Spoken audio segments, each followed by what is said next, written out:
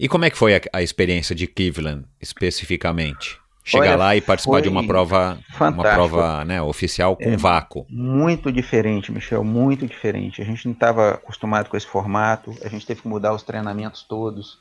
A gente treinava muito ciclismo e o ciclismo quebrava a gente para correr. Eu tinha um pedal muito forte. A gente fez um formato de treinamento para ter um ciclismo forte. E aí o que acontece? Parece que queimava tudo no pedal, para correr era péssimo, né? Eu vi poucos atletas correndo muito bem depois de um ciclismo muito forte, né?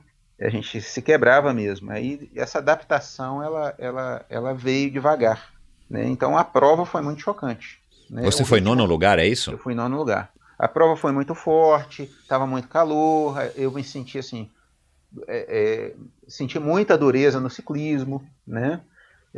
E a corrida foi tranquila, vamos dizer assim, proporcional ao ciclismo, a corrida foi tranquila. Eu corri a prova toda com o Cameron Brown na época, né? Ele ainda fazia provas de olímpico, né? Depois ele migrou, eu acompanhei alguma coisa dele, ele migrou para os Ironman, né? E ele fazia fartlek na prova inteira, né? Eu corri bastante tempo com ele na prova, né? E a gente via assim que todo mundo muito chocado, porque inclusive os estrangeiros não estavam assim preparados para essa prova, eles não estavam. Eles vieram a se preparar depois. Tanto que eu entendo que foi a grande oportunidade do Leandro ganhar.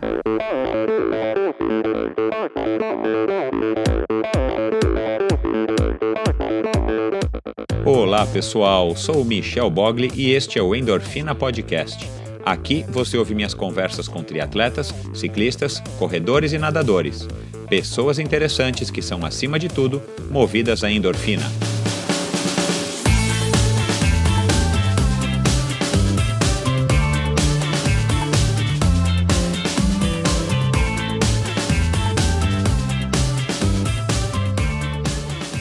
A produtora de áudio Pulsante tratou e finalizou o som deste podcast, um passo importante para o crescimento do Endorfina.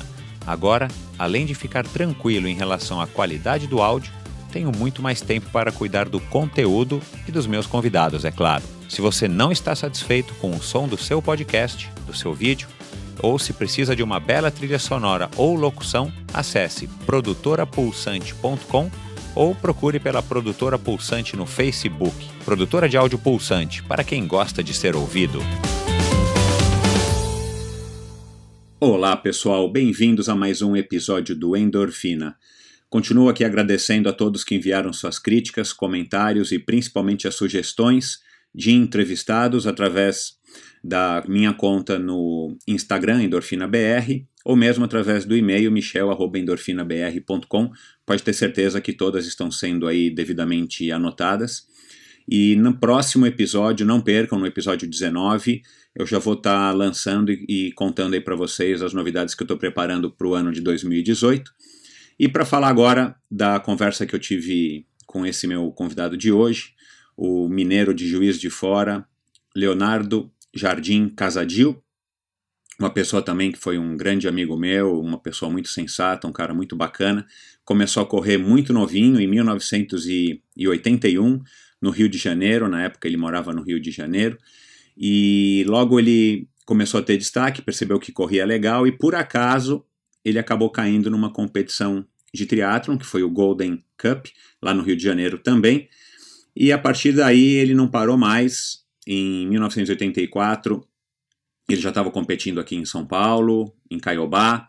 Em 85 ele participou das provas seletivas do Campeonato Brasileiro, aquelas provas organizadas pelo José Inácio Werneck, que vocês já ouviram aqui as histórias. Enfim, ele tem muita coisa bacana para contar. Ele também foi militar, participou de pentathlon, competiu pelo triatlon do Exército. Ele ingressou no mountain bike também, numa época que estava na faculdade de odontologia, por sinal. Participou aí de algumas equipes de ponta na época do mountain bike nacional. Um fato curioso aí para os mais novos no esporte: em 1995, já na seleção brasileira, ele estreou a primeira prova do triatlon a nível mundial, onde valia o vácuo, que foi em Cleveland, onde ele fez uma excelente corrida. Aliás, a corrida sempre foi um dos fortes do Léo. Então ele conta aqui pra gente como é que foi essa prova, qual que era o contexto, qual que era a expectativa de estar participando pela primeira vez de uma prova com vácuo, que já era sim um aquecimento, uma preparação, um teste para o ingresso do triatlon nas Olimpíadas no ano 2000. Então, muita história bacana também aí do Léo. Espero que vocês gostem tanto quanto eu gostei de conversar com ele. E é isso, pessoal. Bons treinos, obrigado e até a próxima.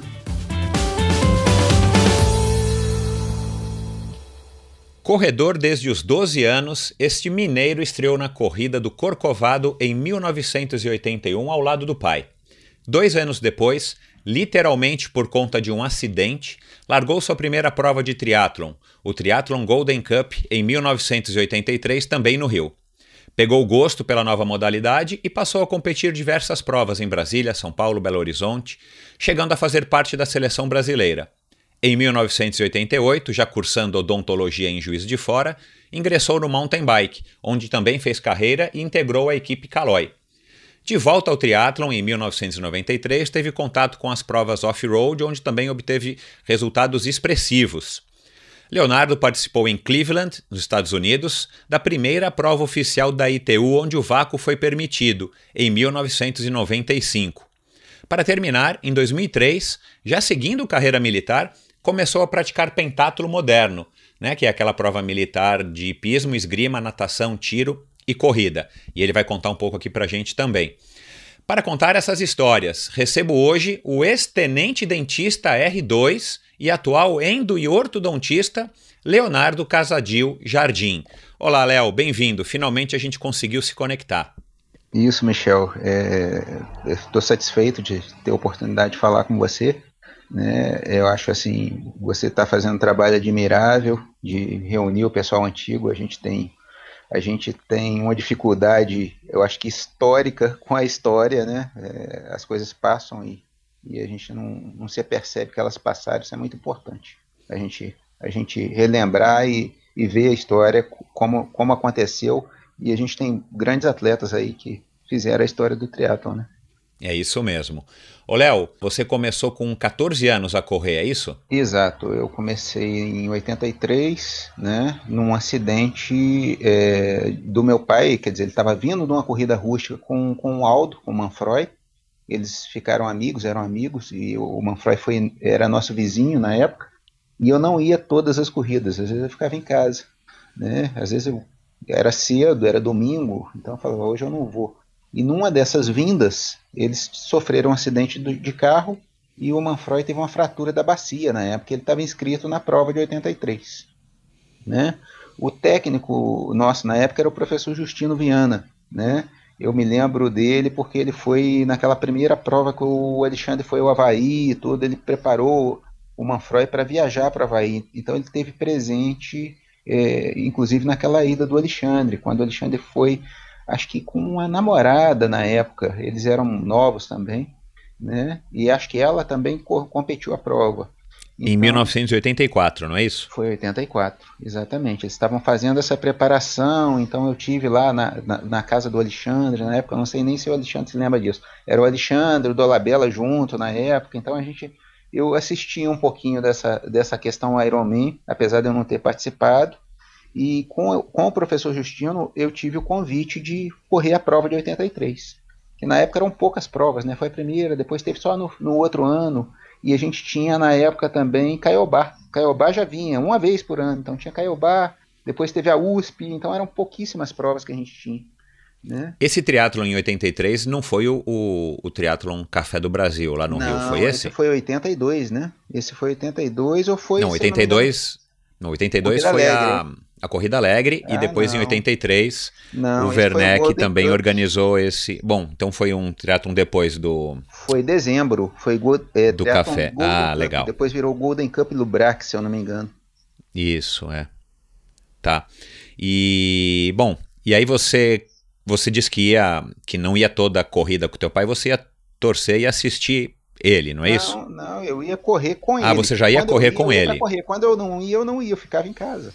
Entendi. Nessa época eu não treinava, eu ia competir. Né? Certo, só ia participar. Eu só ia participar. né? Legal. E ficava ali um segundo na faixa etária, um terceiro na faixa etária, às vezes ganhava a faixa etária, como aconteceu com a corrida do Corcovado, né? Eu já vinha correndo um pouco quando nós fomos. Eu falei Corcovado porque foi assim, foi uma primeira saída que a gente fez, e muita subida, é uma coisa, né? Aquilo não acabava, né? Na época era novo, né? E é uma prova muito, muito marcante, né? Então, de vez em quando a Claro, gente sem saía para dúvida. fazer provas, né? Legal. E aí, com esse acidente do Aldo, e enfim, e o teu pai não teve grandes consequências, né? Não, não, só O Aldo teve porque bateu do lado esse... dele, ele ficou, inclusive ele era Coitado. patinador na época e ele não queria parar, então ele foi nadar e ele foi nadar, ia nadar fraturado. Aí vem as histórias dele, que a gente se lembra que a gente treinava muito juntos, sabe? Nessa época eu treinava muito com ele. Aí você foi pro triatlon e você já sabia o que era triatlon? O professor E já Justino... sabia, já sabia, porque Ah, eles já tá. estavam. Bem, no convite não, fiquei sabendo. Ele falou: não, não quer participar, porque é uma prova que está nova no Rio, o pessoal vai nadar em Barra do Guaratiba. Aí ele me apresentou a prova. Quando ele me apresentou a prova, eu só aprendi a nadar. Eu nunca tinha nadado na época acho que era 1.800 metros, né? Mas eu nunca tinha nadado 1.800 metros na minha vida. Eu fui nadar nos treinos, para chegar lá e nadar, né? E você já nadava, assim, Muito, esporadicamente, né? muito pouco. Eu Entendi, corria, né? Muito pouco. entendi. Eu tinha uma bicicletinha que era uma Peugeot francesa, né? Eu comecei com essa bicicletinha, né? Depois eu vim a ter uma Vitos, né? Aí competi com a Vitos muito tempo depois e com a Peugeotzinha também eu competi bastante no começo, né? Tá certo. E sofria Legal. para sofri para fazer a prova, né? Eram longas as provas, né? Não tinha nem a Não prova tinha olímpica, short, né? não tinha só nem olímpico. As provas eram maiores, né? Eram maiores, né? Exato. E você lembra, Léo, apesar de fazer muitos anos, assim, qual foi a sensação? Primeiro a expectativa, né? Como é que foi essa preparação? Enfim, se você puder contar pra gente aí como é que eram mais ou menos os seus treinos, a sua rotina de treinos. E depois, claro, a expectativa de participar da prova e a sensação de cruzar a linha de chegada de uma coisa que era tão nova e como você acabou de dizer, que era longa, né? O que A acabava gente se tornando difícil, pelo menos para os padrões da época, né? Exato, eu sentia assim as provas longas, a gente não fazia grandes treinos. O que eu fazia na época era correr, era o mais fácil. Então saía, todos os dias eu corria, né? Tanto que a minha dificuldade da corrida, ela veio depois, com a vinda do Leandro e do Manzan correndo muito forte, eu comecei a ter dificuldade às vezes com o pessoal daqui. E quando a gente começou a competir fora, também dificuldade na corrida. No início não, as minhas corridas, eu era muito magro, né? E eu tinha hábito de correr todo dia. Então, os resultados eram assim, aqui no Brasil depois e no começo também, eu corria muito bem, né? E correr a 4 por quilômetro naquela época era uma coisa assim, ninguém corria 4 por quilômetro, ninguém corria 3,50 por quilômetro, era mais lento, né? Era uma corrida bem lenta, né? Inclusive, quem corria forte na época já, um pouco mais forte, era o Alexandre, né? Fora o Alexandre, todo mundo corria ali os 10 km para 46, para 44, com 43 minutos. Eu batia meus 42 minutos ali, né? Mas porque sempre corria. Os treinos de ciclismo e de natação eram treinos assim, a gente andava no máximo 60 quilômetros, a natação era 1.000, chegava, nadava 1.000 metros, nadava 1.500 metros e ia embora. Era um negócio bem pequeno na época. Né? Depois é que a gente começou a receber os livros, quando o professor chegou do Havaí, ele chegou com os livros, né? Naquela época, né? Comprou os livros que tinha, eram as referências, né? Mark Allen, Dave Scott, né? Sim. Scott Tinley, Scott Molina, e os caras já estavam escrevendo, né? Os técnicos já estavam escrevendo, e ele chegou, eu lembro perfeitamente, ele chegou com essa bibliografia aí, com esses livros, e ele falou assim, mas isso é impossível, como que a gente vai fazer assim, pedalar 80 quilômetros, depois correr 15? E o pessoal achava isso aí assim. Que legal, Eu cara. olhava isso e falava, pô, não vou conseguir fazer isso, não tem como. Né? Inclusive eu sim, me sentia assim. Depois é que eu comecei a nadar mais, né, e pedalar mais. Mas, por exemplo, esse histórico do Armando, da Fernanda, do Manzan, assim, de treinamentos maiores, eu vim até depois. Né? Mesmo assim, menos do que eles treinaram. Né? Legal. E você cruzou a linha de chegada, né? Provavelmente sofreu muito, bastante, né? enfim. E aí como é que foi assim? Você cruzou linha de chegada e pensou, puxa, quero experimentar de novo, quero fazer, quero treinar mais. Aí nós começamos, a gente tinha uma equipe de corrida aqui e essa equipe tinha um grupo que era de triatletas. Então nós éramos assim 5 pessoas, né? Tinham 2 estudantes de medicina que corriam, né, na época, um foi para o Rio de Janeiro, outro foi para o exterior, e até hoje ficou isso. Então o pessoal acho que marcou. Então esse pessoal ainda tem uma experiência com prova e tudo, né? Porque todo mundo que passou não se esquece, né?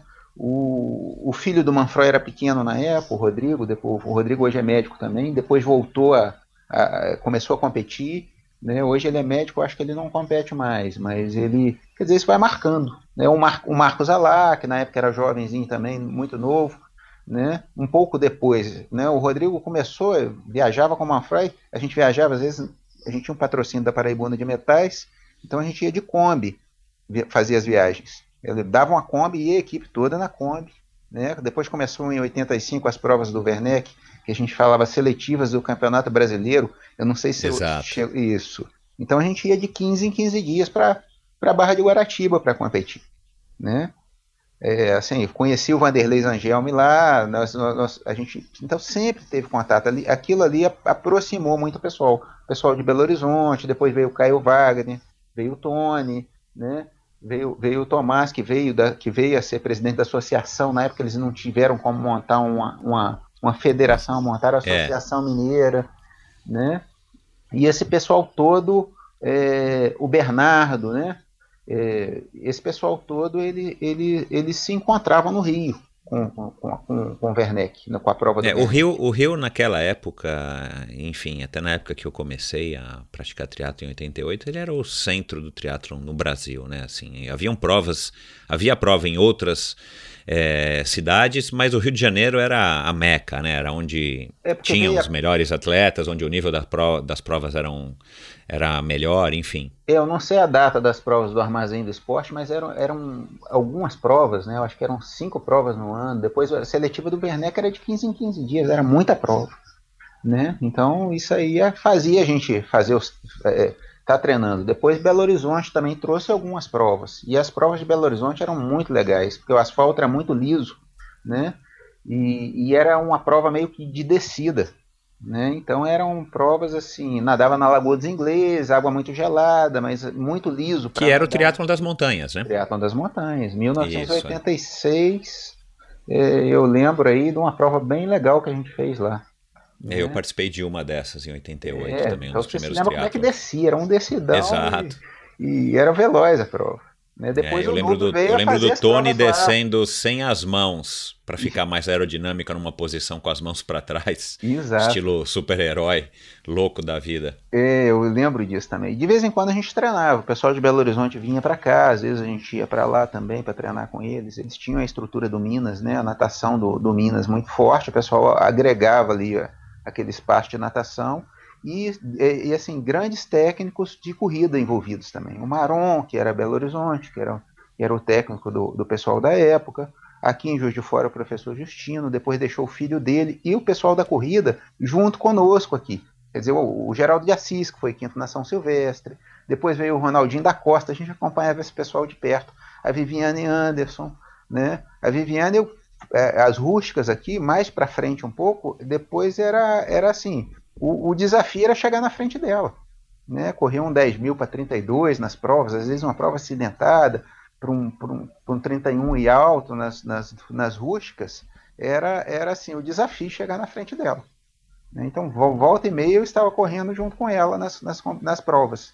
Né? Então, agora voltando um pouco, você estreou na maratona, inclusive do Werneck, com 15 anos, né? Com 15 anos. Na verdade, eu fui assistir, porque essa equipe que a gente começou... tinha o pessoal mais velho, né, que foi correr, e meu pai ia correr a prova, eu fui assistir o meu pai e chegaram com 2 inscrições por causa da camiseta, e eu fui convidado, quer dizer, eu corri com outro número, botaram um número lá para eu correr, e eu falei, então eu vou correr, e fui, e sofri muito também.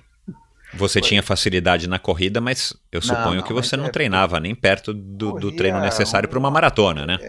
Até porque com 15 anos. Isso, uma corrida longa era uma corrida de 12, 14 quilômetros no máximo.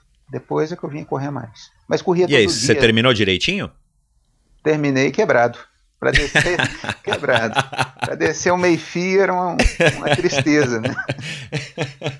Se treinado já é difícil. Não, é Sem horrível, treinar, né? então, com 15 anos, mesmo com 15 anos, né? É horrível, né? Muito ruim. Para subir uma escada, para fazer qualquer movimento, era muito ruim. Eu me lembro disso.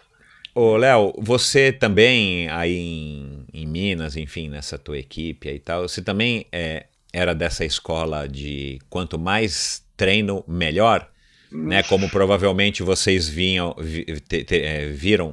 nos livros que o Justino trouxe lá do Havaí, dos Estados Unidos e tal. Michel, os treinos eram grandes, mas não era isso tudo. Não é isso, por exemplo, que o Armando fazia, não é isso que o Alexandre fazia. Por exemplo, o Alexandre me contou uma história que ele estava com Ornelas, que eles deram a volta eles subiram para as prateleiras no Agulhas Negras ali. Ele fez uma volta lá de Itamonte para Dutra, que eles andaram não sei quanto de mountain bike. Isso aí eu nunca fiz, né? Eu não fazia.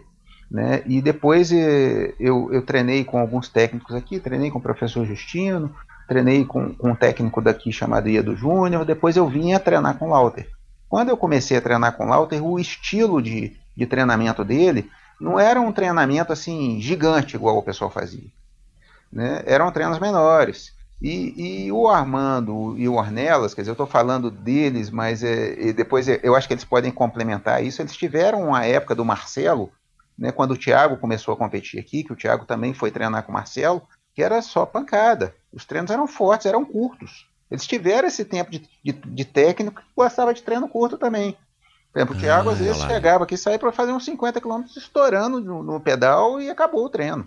Bacana, isso eu também não sabia não, o Armando não vale falou. Vou perguntar pro Marquinhos quando ele estiver aqui conosco. Eles vão falar melhor, né? Eu acho que foi o Marcelo, porque tiveram uns 3 técnicos aí envolvidos. Então tiveram alguns técnicos, teve um deles que era só velocidade. Então eu peguei por causa do Thiago, mas eu segui muito tempo com o Lauter. Depois eu troquei de novo, aí eu fui pro esquema do Cali e já é diferente, mais volume, né? E isso bem mais próximo, assim, bem mais distante desse começo, né? Exato, bem mais distante desse começo, foi depois de 2000, né? Ah, legal, bacana. E fala um pouquinho aí da tua carreira até chegar em Cleveland, nessa prova inaugural aí com o vácuo em 1995. Pois é. Você teve aí destaque aí em algumas colocações, em algumas provas que você me passou. E como é que você chegou aí em Cleveland? Conta aí um pouquinho pra gente. Pois é, eu comecei a fazer as provas de triatlon e quando eu entrei para a faculdade em 88, eu tive dificuldade com a questão de tempo. Então, naquela época, apesar de todo mundo ser muito competitivo, a gente não tinha tanta gente competindo. Quer dizer, eu entendo que hoje no mundo as pessoas andam mais rápido, mas não são tantas pessoas assim, apesar de ter muita gente praticando esporte, né? E aquela época era pouca gente, né Michel? Então eu fazia... Perto de hoje, então, exato, era pouquíssimas pessoas. A gente conhecia todo mundo que estava na prova, né? Exato, conhecia todo mundo. A gente chegava e treinava 3 vezes por semana. E a equipe de mountain bike da cidade de Juiz de Fora era uma equipe forte. Eu andei o tempo de faculdade praticamente todo, eu fiquei sem o triatlon, porque eu estudava de manhã e à tarde. Então não cabia, não tinha tempo, né? E depois que eu acabei a faculdade, que eu entrei para a equipe da Caloi, eu tive uma fratura de clavícula aqui em Juiz de Fora. Veio um campeonato brasileiro de mountain bike para cá, porque a equipe de mountain bike daqui era forte, que era o Miguelzinho Giovannini, eu treinei muito com o Miguel, o Thiago na Júnior, eu na cadete, o Thiago foi mais novo que eu, né?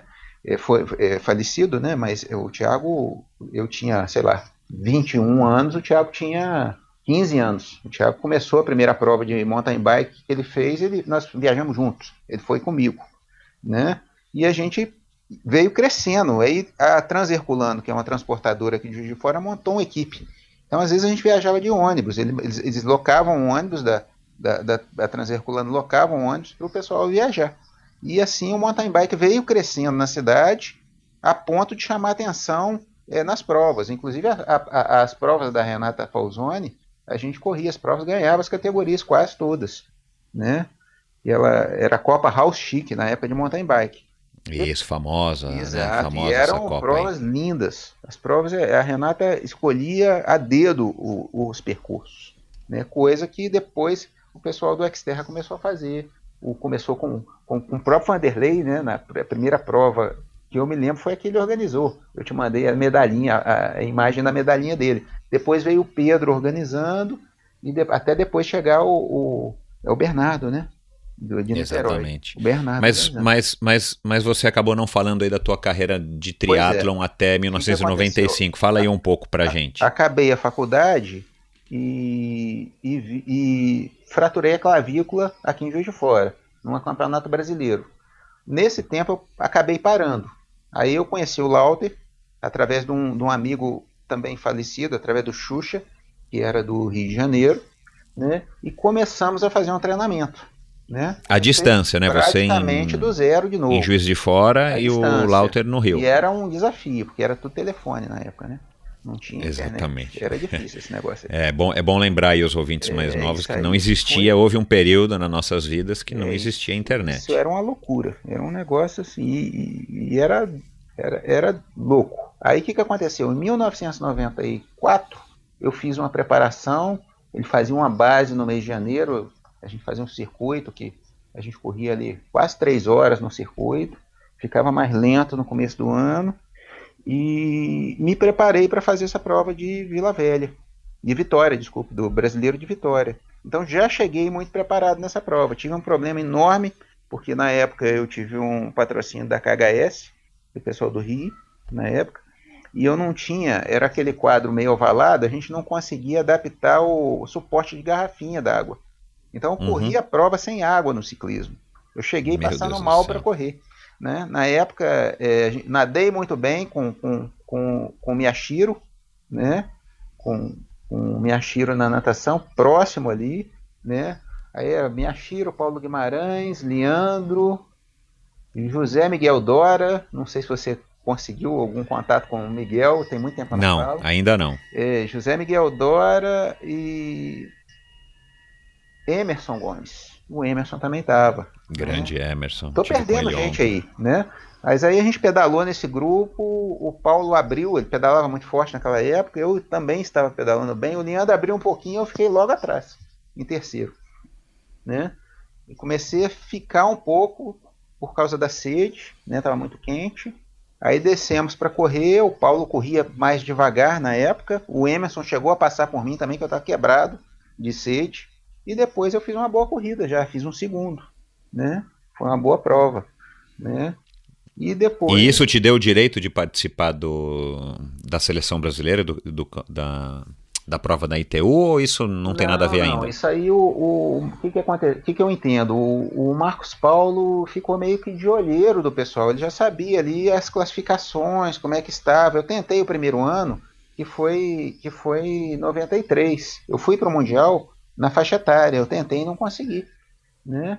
Que foi a prova que o Manzan falou que o Manzan fez a melhor corrida. Ele não falou isso na entrevista dele. Foi a melhor corrida. Brinquei com ele, Manzan, você fez a melhor corrida, cara. Correu melhor que todo mundo naqueles. Acho que tinham 5 mil pessoas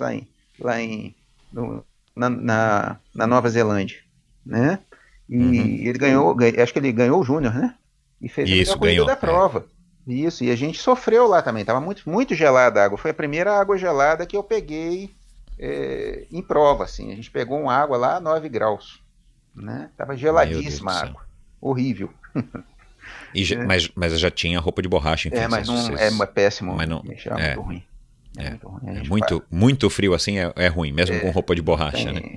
Não tem como, até com touca térmica é muito ruim, né? Aí foi uma prova legal, né? Esse mundial, mas eu estava falando de Vitória, né? A Vitória foi uma satisfação, né? Aí abriu a oportunidade de estar correndo com a elite na época e o Marcos Paulo foi convidando o pessoal que estava andando na frente, né? Era sempre ali os 6 primeiros ali, né? E os primeiros júniores, né? A gente viajava em uma equipe ali de 12 pessoas, 10 pessoas sempre, né? E cada um com as suas características, e o Leandro Manzan se destacando sempre nas corridas, né? Correndo muito.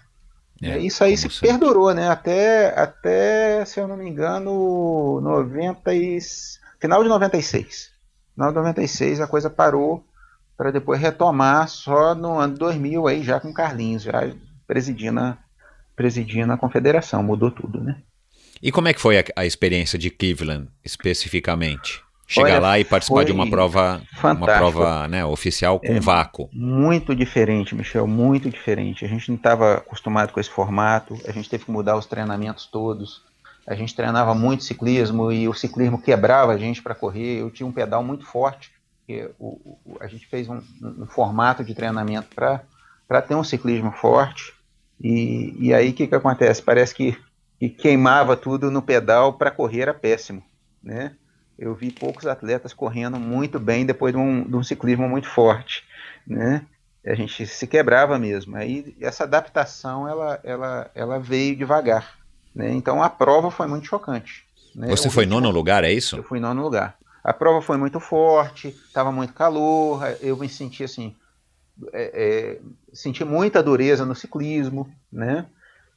E a corrida foi tranquila, vamos dizer assim, proporcional ao ciclismo, a corrida foi tranquila. Eu corri a prova toda com o Cameron Brown na época, né? Ele ainda fazia provas de olímpico, né? Depois ele migrou, eu acompanhei alguma coisa dele, ele migrou para os Ironman, né?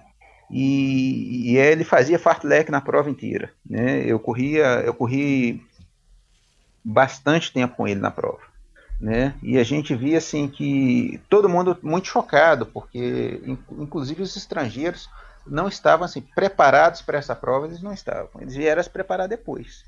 Tanto que eu entendo que foi a grande oportunidade do Leandro ganhar, né? Porque o Leandro corria muito bem e os caras não tinham muita noção ainda, a gente não tinha muita noção do que era isso. Isso aí sedimentou num ano. O ano seguinte já foi outra história. E o Leandro aí nessa época deve ter corrido para baixo de 31 ou perto por aí, de 31 por aí, 31. né? Eu acho que ele eram os tempos, os melhores tempos do Manzan, né? Exato. Foi isso mesmo, né? E você se adaptou? Você gostou dessa mudança? Eu demorei, Michel, porque eu pedalava muito forte e descia cansado. Eu tinha muita facilidade de pedalar, mas aí descia, corria, quebrava na corrida, né? Eu tinha muita facilidade para nadar, amava nadar, ainda amo nadar, até hoje eu gosto muito de nadar, e gostava de pedalar forte. Depois de um determinado ponto, eu não sentia mais dificuldade com o pedal e com o ciclismo, né? Era difícil, assim, pegar um ciclismo muito sofrido, né? Mas no início foi muito duro, essa prova foi duríssima, né? Muito quente, né? Para os estrangeiros também muito quente, então tinha cara passando mal, né? É muito duro, mas... E você chegou a participar de outras etapas do circuito? Eu fiz Japão, né? Fiz as provas do Japão, não fiz colocação... Gamagori, né? Que também é onde o Leandro e o Gamagori Shiga, que assisti isso aí tudo, né? Legal. Mas você participou? Participei. Tá bom. Né? Participamos de Bermuda, foi o tempo que nós viajamos mais. Foi quando o ACB3 tinha um patrocínio do Indesp, e a gente viajava de 2 em 2 meses, então teve muita prova. Nós fomos para o Chile, para Tongoy, competir lá, nós fomos teve Ilhéus, né, por 2 edições de Ilhéus. Que também o Manzan acho que ganhou, né? Exato. O Manzan ganhou. E teve mais prova, né, eu me lembro aqui dessas provas aqui, mas a gente viajou mais, e viajava muito no Brasil também, nos campeonatos brasileiros, né, claro. Fortaleza, né, e Camboriú, né, eu participei daquela prova de Camboriú também, né, a prova do Leandro e Manzan correndo juntos, né, assim, eu corria muito com Cata Preta, a gente corria muito pareado, assim, muito junto, com ele e com o Max. O Max teve uma época que correu melhor do que eu, depois eu corri melhor, a mesma coisa o Armando, só que o Armando veio de um outro tempo, ele não pegou muito essa seleção, né, o Armando ele começou a... O Armando assim, foi um pouquinho anterior, começou um pouco antes, né, do que vocês. Não, eu comecei a competir junto com o Armando praticamente. Ele veio de 6 meses tá certo, antes. Mas isso, ele não pegou a seleção, assim, como nós pegamos, ele não pegou. O Armando começou a correr Troféu Brasil, tinha um grupo que corria Troféu Brasil, e um grupo corria com a confederação fazendo essas viagens. Separou um pouco. Exato. Provavelmente por conta das polêmicas aí envolvendo Calazans e tudo mais, exato, né? Exato. Eu lembro disso. Tá. Ô, Léo, e qual prova foi a mais marcante hoje aí que você pode dizer, né? Que você olhando aí para trás pode recordar assim, o que você acha? Qual foi a prova que foi mais bacana e por quê? Assim, qual foi a melhor experiência ou a pior que te marcou mais? Olha, E por quê? As provas do circuito, elas marcavam muito porque era muita gente no ciclismo, a gente não estava acostumado, a gente andava em pelotões pequenos, né? Aí chegava lá, dava aqueles pelotões gigantes, andando a 50 por hora. Uma das provas mais marcantes que eu fiz foi Cancún, né? Eu fiquei preso na natação, saí com o Mansur da água, o Mansur gritando, o Galinde está vindo, o Galinde está vindo, eu ainda estava com pedal forte, se eu não me engano, eu fiz um terceiro pedal da prova. Né, que legal. Com o Galinde, cheguei lá quebrado, destruiu minha prova. Né, mas fui embora, né, andando a 50 por hora, olhando o Catai de vez em quando a 56 esse Galinde pedalava muito, meu Deus do céu. E assim, e algumas outras provas, algumas provas da USP também eu fiz, assim, muito chocantes. Teve uma prova da USP que eu fiz um terceiro também, foi muito marcante para mim. Tinha um gringo, eu não me lembro o nome dele, né? O Galindes venceu, ele foi segundo, eu fui terceiro, o Ornelas foi quarto, né? Eu não sei se foi o Ricciello, agora eu fiquei em dúvida, né? E as provas militares também, viu, Michel? Depois eu comecei a correr as provas militares. A primeira prova que eu fiz, que foi o Otepää, foi na Estônia, foi uma prova muito legal, porque eu fiz uma natação muito forte, né? E eu saí junto com o Marco Albert da água, né? E os caras se assustaram por causa da natação minha. A gente estava estreando no triatlon militar e eu fiz, se eu não me engano, um 9º lugar também, né? Bacana. Então foi muito marcante. Quem que foi esse Marco Albert? Eu não conheço, desculpa aí minha ignorância.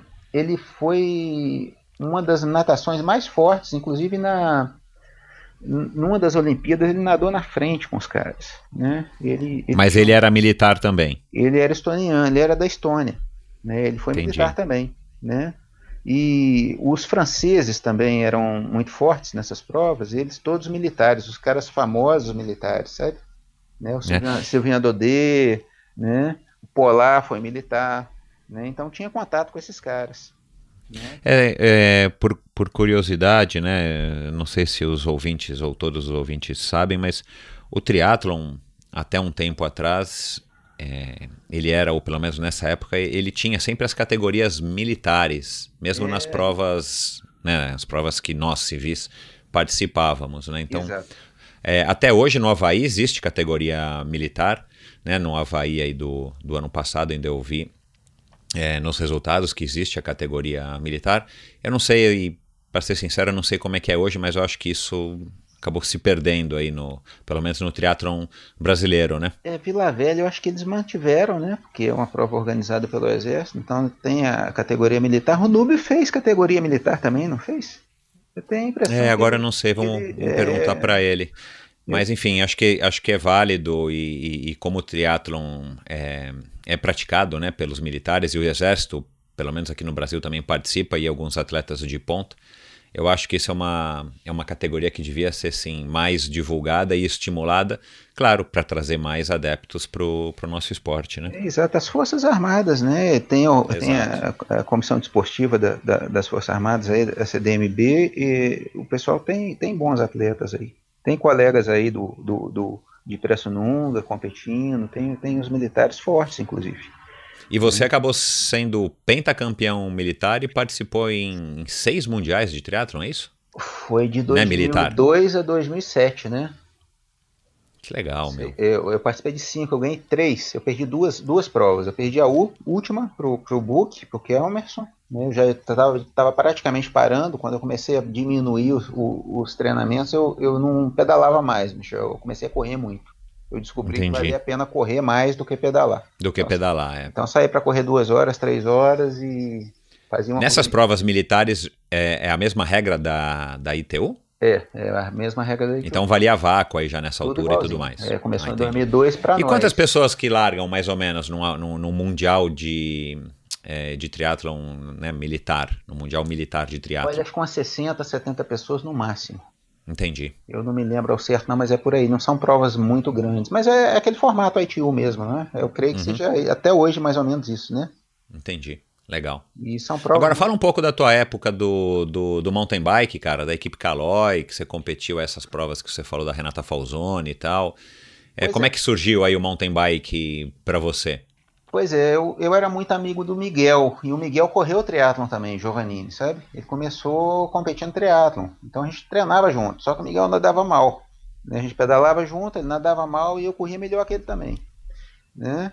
Então tinha esse contato. Quando começou, o pessoal não tinha as mountain bike no Brasil, o pessoal começou a correr com bicicleta com aquela bicicletinha sem marcha, de tipo BMX. Né? Então as primeiras provas que o Miguel fez, ele fez com BMX. Então eu vim acompanhando isso, né? E tive a oportunidade de ganhar uma bicicleta do meu pai na época, uma mountain bike, e comecei. Quando a bicicleta chegou, era aquela dificuldade de material que a gente tinha, né? E quando eu ganhei essa bicicleta, eu comecei a fazer os treinos. Aí comecei a andar com o Miguel, o Thiago, como estava começando a andar também. Então a gente começou a reunir o pessoal para andar, que era uma novidade. Claro, E aí tinham as provas, sei lá, provavelmente aí mesmo a gente tinha em Minas, a Federação do Rio. Minas Gerais não tinha, a gente ia para o Rio competir, né?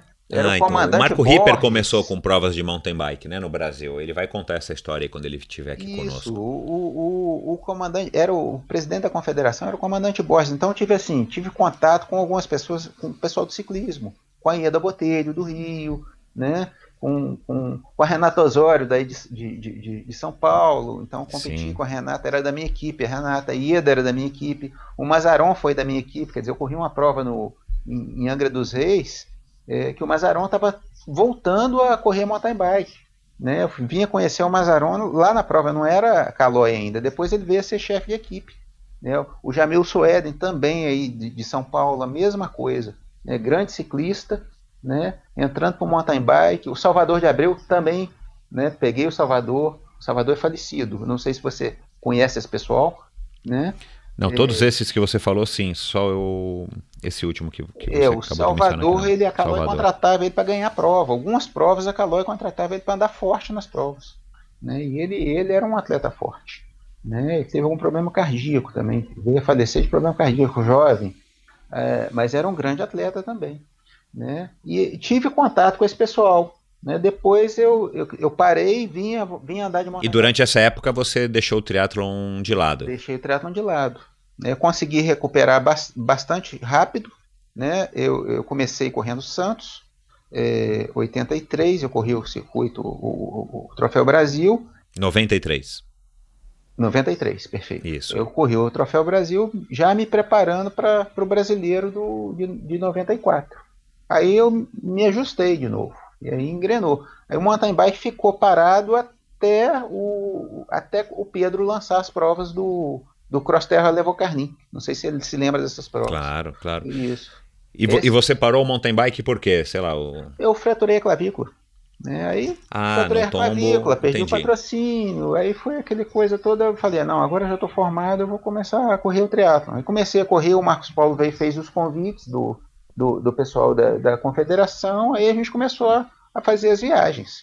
Né? A gente teve um fomento muito grande até o final de 1996. De 96 até 2000 a gente teve crise de confederação. Isso aí foi muito ruim, atrapalhou muito todos nós, né? Porque a gente não tinha verba para viajar mais, né?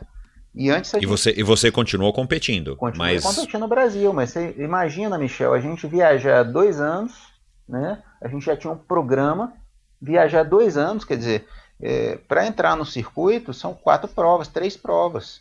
Você levando pancada na cabeça, na natação e aquele ciclismo veloz, e a gente é acostumado a andar com 4 caras, às vezes andar sozinho, chega lá andar com 50, é outra história. Demora para pessoa pegar esse ritmo. Então a gente estava em ritmo para de repente ter essa crise, que foi uma crise política, né? Ter essa crise que ficaram 4 anos, cara. Né? Aí entrou, depois só 2000, aí entrou o Carlinhos, aí veio com o COB, não era Indesp mais, e a verba do COB não foi a verba do Indesp, né?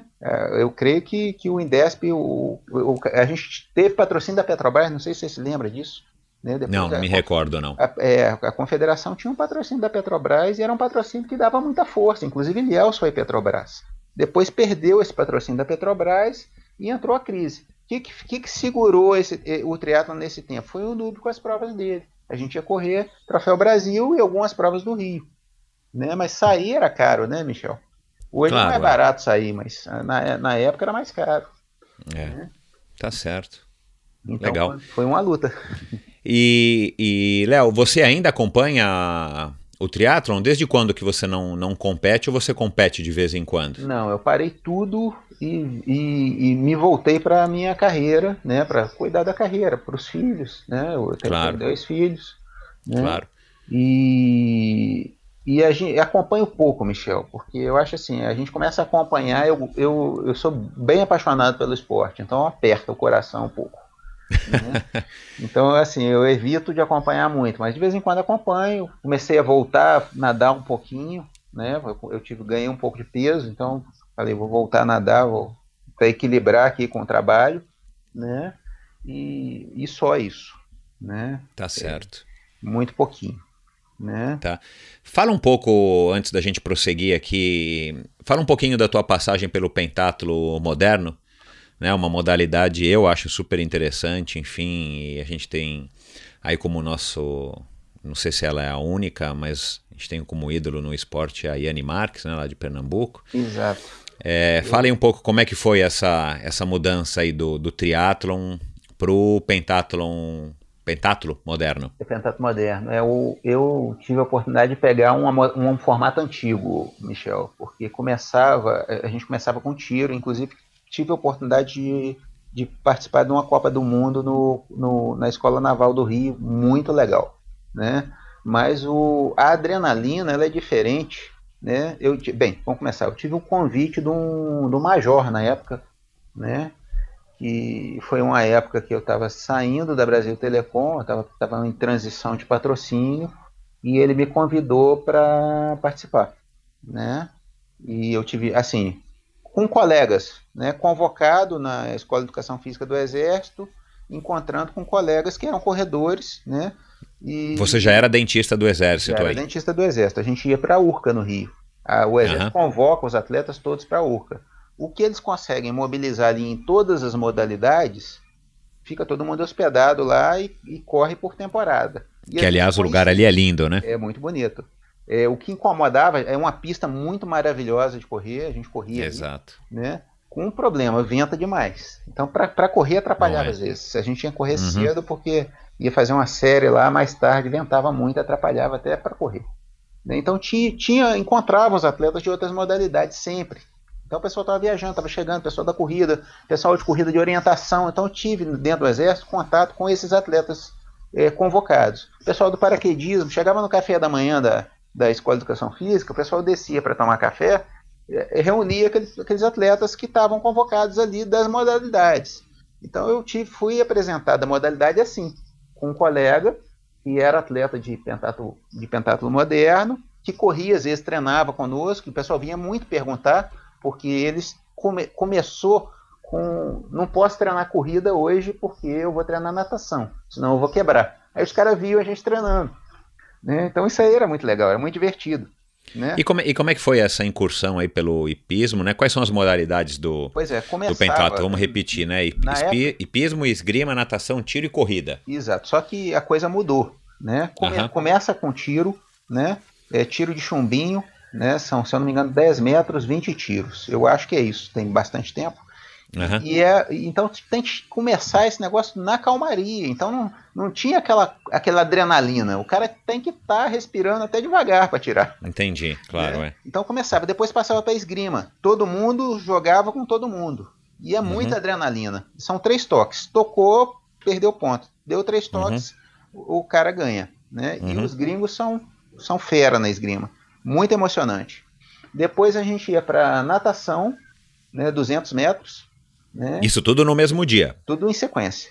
Né? Aham. Natação 200 metros, é um dia, Michel, é um dia que A demora. competição Porque dura um ontem- dia só. dura um dia, mas é Ah, longo. tá certo, é o decathlon que É dura mais. cansativo. E o que acontece? Da hipoglicemia, porque você fica muito tempo parado na esgrima esperando para você jogar. Então, Uhum. é uma logística de alimentação bem diferente. Né? Então, natação 200 metros. E na época que eu competia, era equitação. Então, o pessoal pontuava, os primeiros atletas pegavam os primeiros cavalos. E não tinha cavalo para todo mundo. Fazia uma rodada, o pessoal saltava e a gente pegava os segundos cavalos. Vamos supor, tem 12 atletas, 6 cavalos. Então, Certo. o primeiro saltava primeiro e o último saltava por último. Claro, e o cavalo, né, só para deixar claro, o cavalo não é do atleta, né? Não O é do cavalo atleta, é fornecido sorteado. pela organização. Então esse negócio era uma loucura. Dá o quê? Dá 2 minutos e meio, são 15 obstáculos, um duplo e um triplo. São 2 duplos e um triplo. Né? Então é muito emocionante também. Né? E você teve que aprender, né? A esgrima, o tiro e a equitação ali no exército. Aprendi aqui em Juiz de Fora. Né? Comecei com o pessoal me dando uma força e a confederação, na época, passou pelas nossas crises, igual a confederação de triatlon passou, sendo que a confederação de pentatlo moderno, eu acho que isso é digno de nota a gente falar, era a última confederação em verba do COB. Quando entrou a verba do COB era a última confederação. Mas eles conseguiram, acho que graças ao exército, ao capitão na época que estava no Nordeste, a formar aquele pessoal que a Iane combinou com a Iane. Né? Ele formou um grupo e eles tinham lá 14 atletas, inclusive tinham outras meninas também que corriam bem, né? E combinou com as medalhas da Iane. Né? E essa confederação ela fomentava muito, eu achava muito legal. Eu ganhei viagem para dentro do Brasil, mas eu ganhei as viagens. Em viagem, ganhei inscrição, que é uma coisa legal. Eu acho que seria um fomento interessante para os atletas que correm mais profissionalmente. É uma coisa que é um diferencial que eu acho digno de nota para quem fizer, sabe, Michel? Uhum. E isso aí eu vi Bacana, dentro do pentatlo. isso aí. Tive arma emprestada, ganhei roupa de esgrima da confederação, né? E muito emocionante algumas provas, né? E terminava com a corrida. Hoje mesclou corrida e tiro. Não sei se você chegou a assistir a prova da Iane. Assisti. Eu gosto bastante de pentatlo, acho interessante demais. E o pessoal corre, a corrida não é tão forte, eles primam muito pela tradição. Então o forte dos caras é tiro e equitação. Corrida e natação deles não é tão assim, não é extraordinário. Você pode olhar os tempos que não é extraordinário. E eu sou partidário, assim, se falando em esportes, eu sou partidário do triatleta que não tem, que ele acha que não tem condição de chegar lá, ele migrar para o pentatlo moderno e ganhar medalha olímpica. Eu acredito nisso. Isso aí. Legal, fica aí o recado. Exato. Mas foi um ano e pouquinho que eu competi, foi bem emocionante. Não consegui, não fiquei mais tempo, né? Então não agreguei muito tiro, não atirava tão bem. E a equitação eu consegui, mas a esgrima também Juiz de Fora é complicado. Eu teria que ir para o Rio para treinar ou para ir para São Paulo para treinar esgrima. Aqui a gente teve, eu tive um cliente que ele foi treinador dos Paralímpicos no Brasil, era um cubano, sabe? Então eu joguei, que coincidência. Joguei esgrima com esse cara aqui, né? Ele um dia ele falou o que ele fazia. Eu sou cubano, sou arquiteto. Aí, mas o que você faz? Esporte, não faz? Eu falo, não, esgrima. Eu falei, nossa, vai me salvar. Depois ele foi embora para os Estados Unidos. Então eu fiquei sem esgrima, que acabou, né? Mas ele assim, na época meu pai tinha uma casa que era um consultório, tinha um salão, a gente ia para o salão, eu atendia ele, ia para o salão 8 horas da noite jogar esgrima. Né? Que legal. E dá para treinar esgrima sem ser na pista, enfim, né, com toda aquela parafernália conectada, né, eletrônica dá e tal, que naquela época era tudo com fio, né? Hoje em dia é tudo sem fio, mas naquela época eu imagino que então que era tudo. Dá para treinar a esgrima? Você veste lá, enfim, dá. Tem que, as proteções e tal. Né? Mas dá. E é bem emocionante, Michel, bem legal. E é tudo rápido também, né? Tanto a esgrima quanto a equitação, assim, altamente emocionante. Né? Legal. Ô, Léo, fazendo aí né, você não acompanha, mas você sabe como é que tá a cena aí do triatlon, você já deve ter visto, pesquisado, hoje em dia com a internet, com as redes sociais é bem fácil, em que ponto que nós chegamos no triatlon hoje, né? Os recordes, recorde de Ironman, o recorde que teve no ano passado aqui no Ironman de Florianópolis, Coutinho, a melhor marca aí para a distância e tudo mais. Fazendo aí esse comparativo, né? A evolução dos equipamentos é gigantesca. Eu acho que hoje, é minha opinião, eu acho que hoje a melhora dos tempos, esses recordes, ele se dá muito mais pela evolução dos equipamentos, de conhecimento dos treinos e também da própria nutrição, do que necessariamente pela evolução do ser humano, assim por dizer. O que você gostaria de ter utilizado que existe hoje, que na tua época não existia? Michel, de repente... Que você acompanha hoje, que você vê, que você sabe que existe e que na época talvez faria a diferença. Quando eu parei, o pessoal estava começando a utilizar os pedais com célula de força e tudo. Eu nem sei se é assim que se diz, né? O Manzan até comentou, eu ouvi os potencímetros, potenciômetros, os medidores de potência. Exato, isso aí basicamente, e os equipamentos novos, as monitorações novas estão mais avançadas, né? Hoje, aqueles relógios de natação, acho que eu gosto disso, né? Eu utilizaria, sabe? Sei. Eu acho que é digno de nota, ajuda, né? Eu acho, Michel, que a gente vive uma situação que ela é um pouco política também, né? Eu tenho alguns amigos fora do Brasil e eu acho que é digno de nota a gente falar o seguinte: você sair do mercado de trabalho hoje e ser inserido novamente no formato que a gente tem de país hoje, é um custo muito alto, né? Você não é simplesmente uma confederação pegar um atleta e falar assim, eu vou te bancar e você vai só treinar. É o cara voltar para o mercado de trabalho depois com a profissão que ele angariar. Quer dizer, eu acho que a coisa tem que caminhar junta, sabe? Eu acho que isso também é um dos motivos de estar fraquejando um pouco.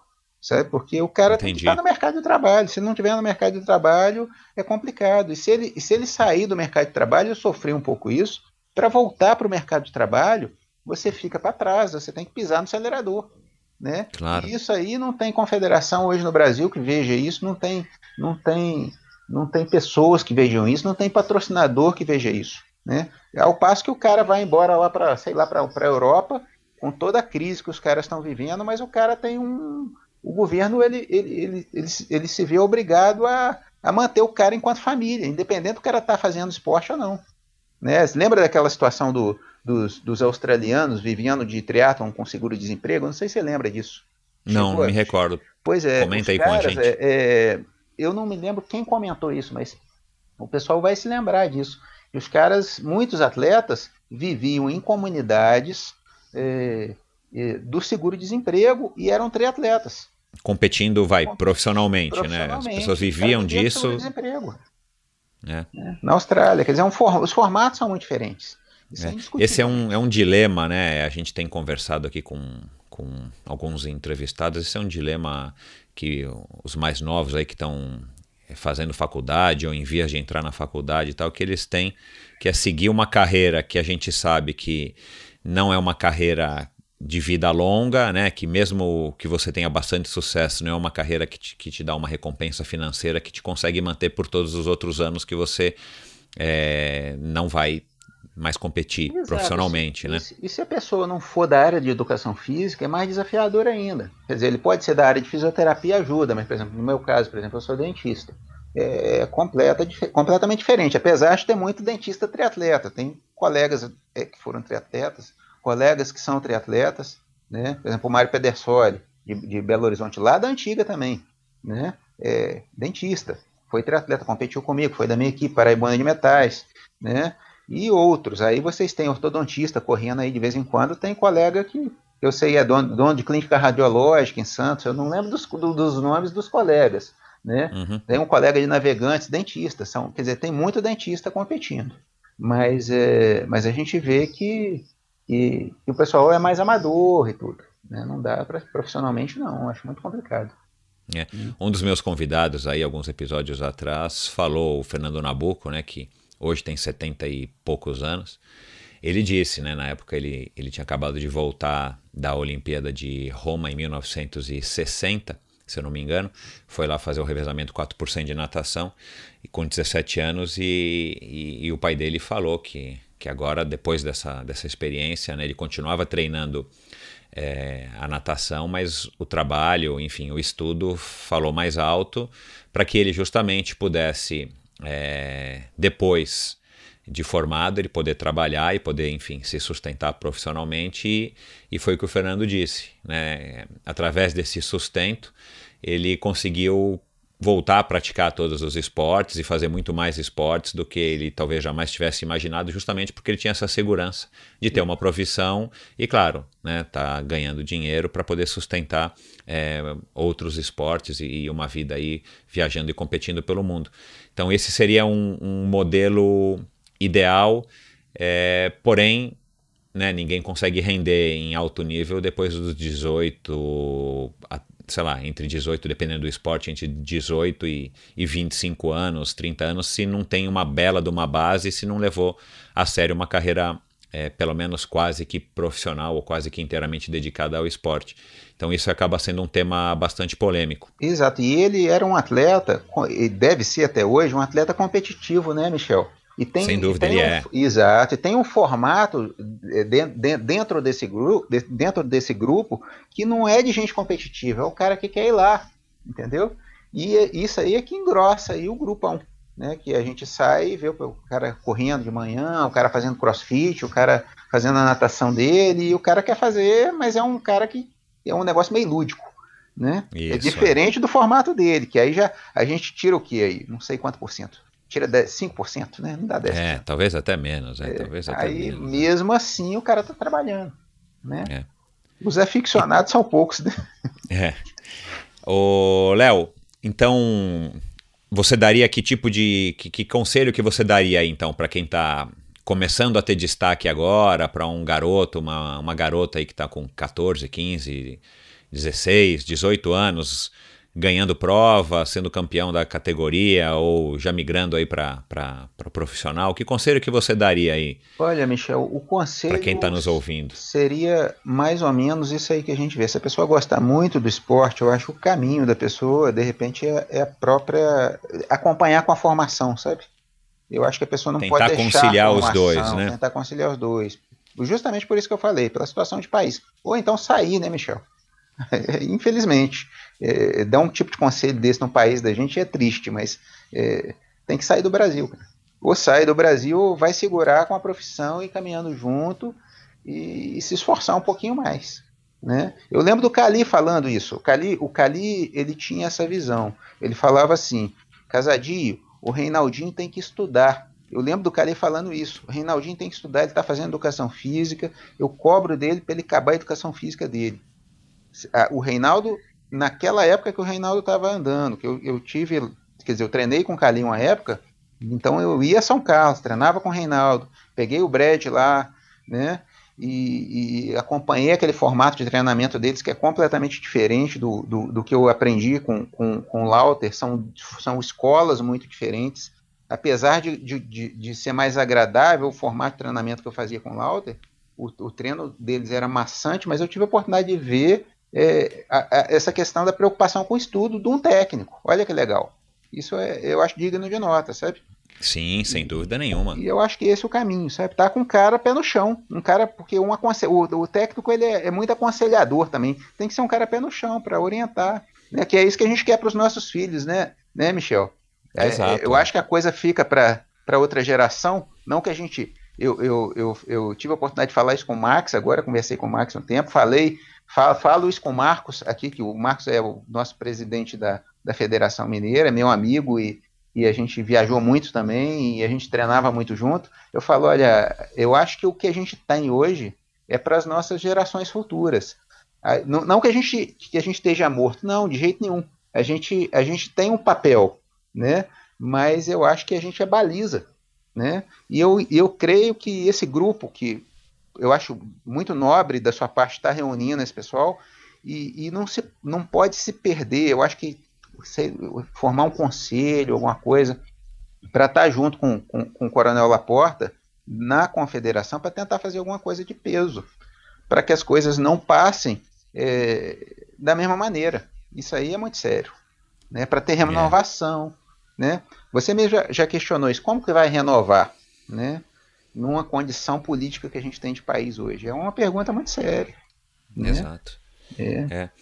Bom, e para encerrar, já que você mencionou aí o nosso presidente aí da Confederação Brasileira, né, recém-eleito, o Laporta, se você tivesse no lugar dele, né, se você tivesse aí esse privilégio de estar aí à frente de uma confederação, de um esporte que a gente gosta, de um esporte que eu acredito que tem aí bastante futuro e um esporte que tem bastante apelo para cativar cada vez mais e mais brasileiros, pensando aí numa medida, numa política, ou enfim, numa sugestão que você até pode dar aqui através do Endorfina pro Laporta, que eu sei que ele ouve a gente, ele e o Virgílio. O que você acha que poderia ser feito assim para impactar da melhor maneira o desenvolvimento do nosso esporte aqui no Brasil? Bom, Michel, eu acredito que ele... Bem, o que eu faria? Mas aí não sou ele, né? Eu formaria um conselho com esse pessoal antigo. Um conselho.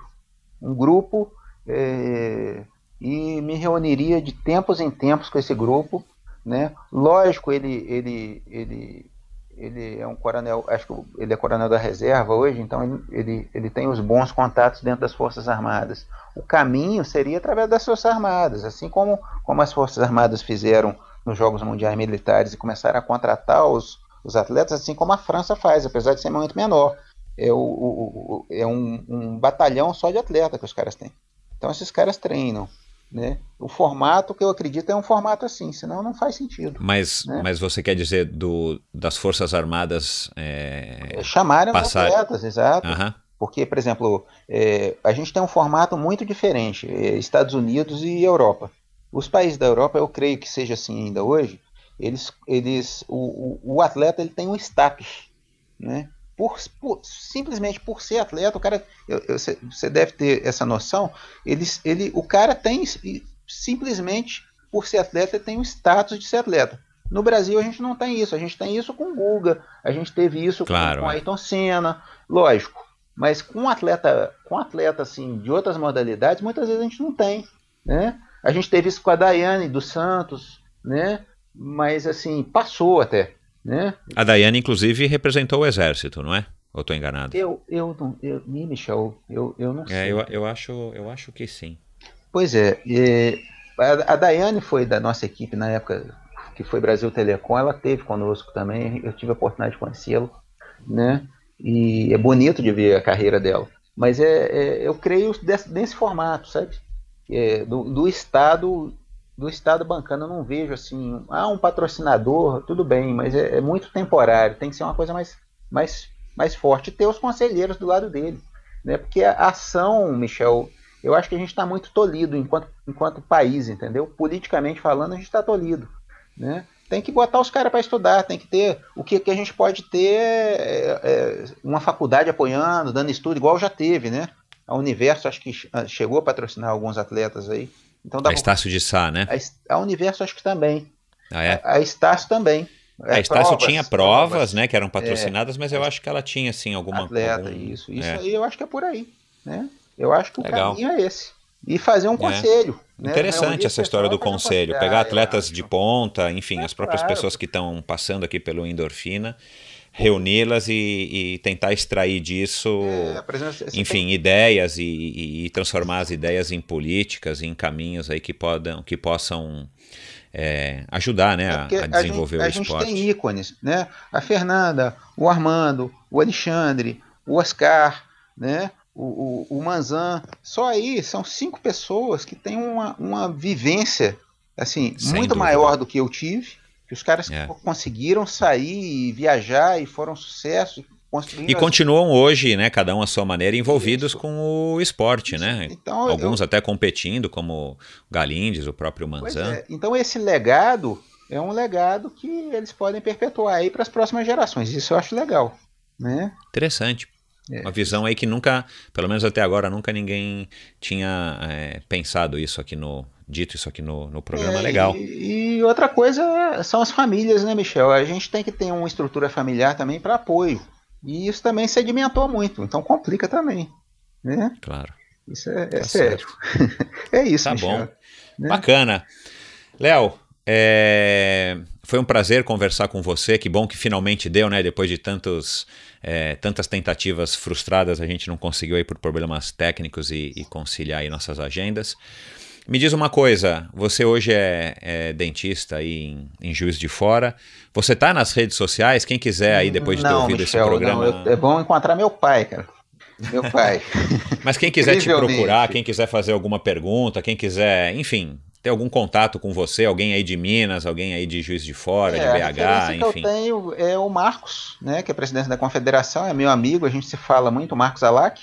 Né, e o próprio meu pai, a gente tem trabalho junto com ele, uma vez por semana eu tô lá, às vezes 2 vezes por semana eu tô lá, é Antônio Casadio, né, ele tem um Facebook, então é fácil, às vezes quer falar comigo, pode tentar através do Facebook dele, né.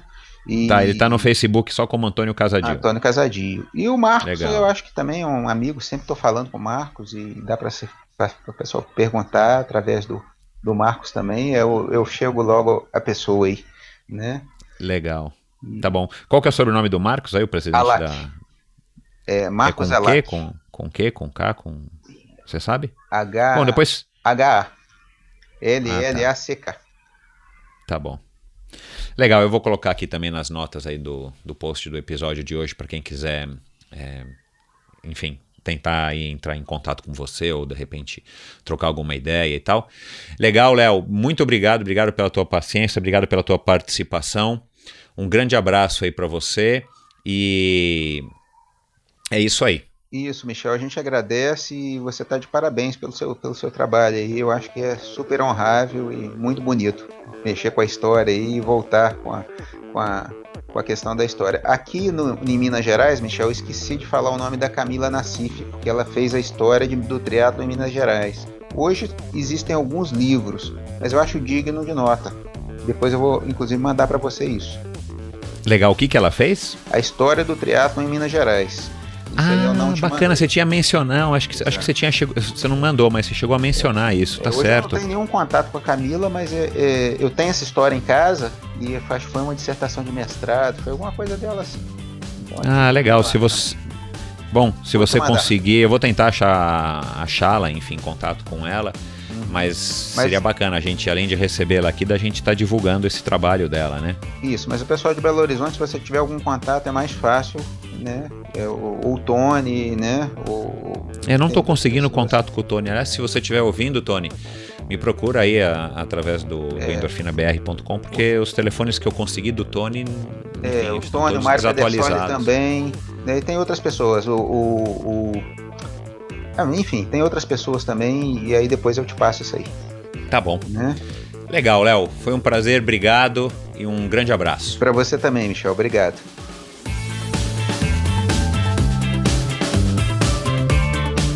Obrigado por ouvir mais esse episódio do Endorfina. Acesse endorfinabr.com para ver as notas e links mencionados na conversa de hoje. Lá você ainda encontra todos os episódios do Endorfina. E lembre-se de participar você também, enviando suas sugestões, perguntas e críticas para michel@endorfinabr.com. Um abraço e até a próxima!